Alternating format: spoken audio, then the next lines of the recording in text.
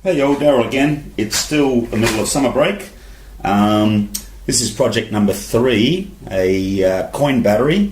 There's lots of videos on YouTube that will explain how coin batteries work, how you can assemble one, how you can use it.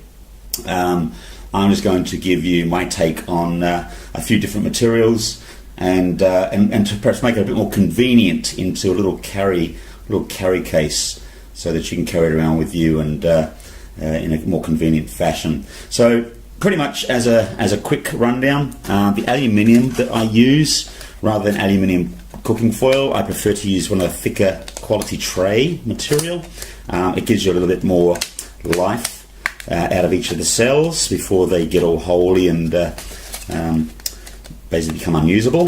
And instead of cardboard, which a lot of the videos have used, I'm using these slightly foam dishwashing cloth material. And also, to house the battery, we're going to use again one of my favorite little PVC tubes, which I have cut down so I can get exactly 6 cells in here.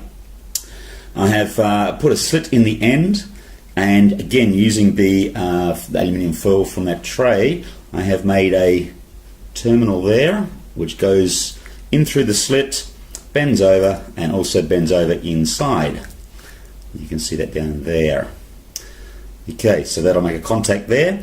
For the other end, the end cap, so I've put a slit in the end cap and a paper fastener, a brass paper fastener.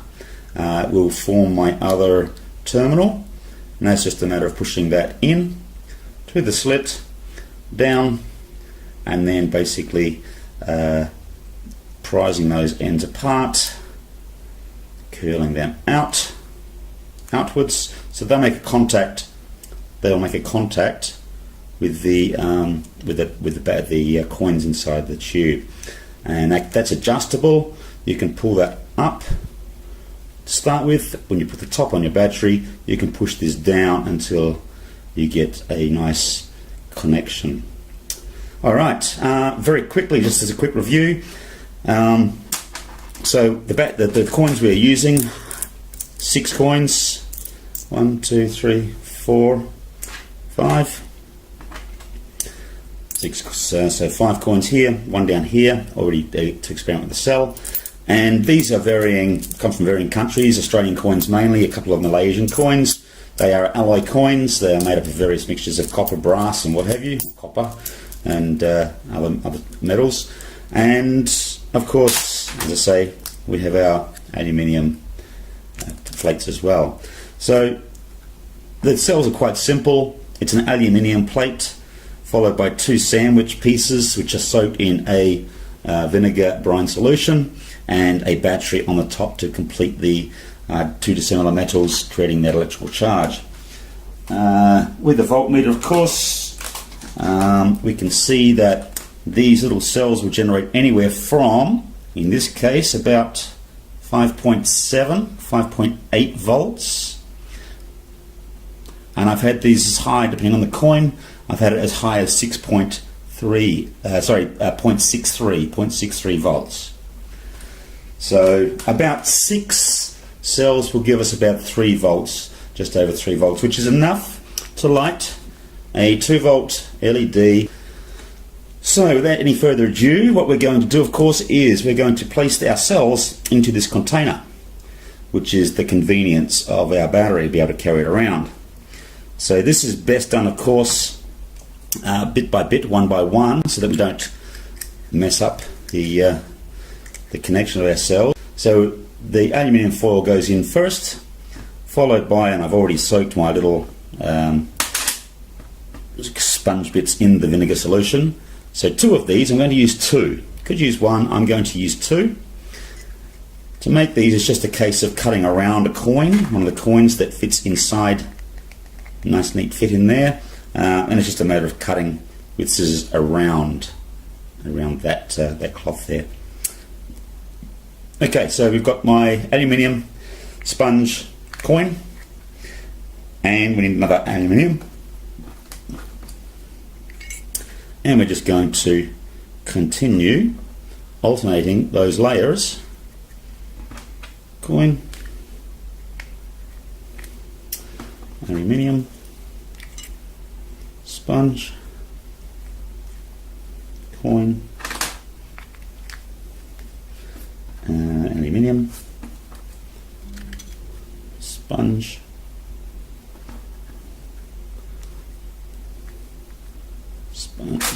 coin, aluminium, sponge, coin, aluminium, sponge, coin. Okay, so that completes my 6-cell battery in there. And what we're going to do now is put the multimeter onto it just to see how many volts we actually do get out of that. So I set my my aluminium terminal onto the negative, and I'm going to put my positive on the top battery. So 3.4 volts, 3.45 volts. Not too bad. Take it off. Okay, so we're going to put our end cap back on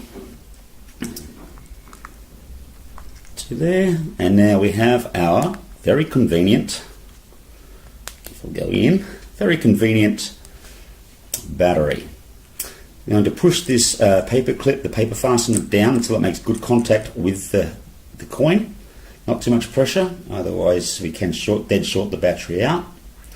And again, just to check everything's okay, zero it out our multimeter and just check our voltage again, and 3.58, which is pretty cool. Okay, as you can see, it's a nice convenient little package, very nice. And with that, it's just a matter now of taking out our LED, which I've prepared with some copper wire to give us a little bit of flexibility. Now these LEDs, they operate on a one-wave basis as far as current goes, so unlike a standard light globe, you can't just put one end on one terminal and the other, and it doesn't matter which way you go, it'll light up. These actually require a one-way direction of the current. So if you put it on, make a connection with the negative and the positive, and it doesn't light up, as it hasn't there, then you'll need to spin it around, and hopefully it'll light up. There we go. Okay, so with that now, I can just wrap my wire. I'll give myself plenty of wire here, so I can wrap it around that terminal, my negative terminal, so it's fastened there. Put some pressure on that, and I can just wrap it up around my positive terminal.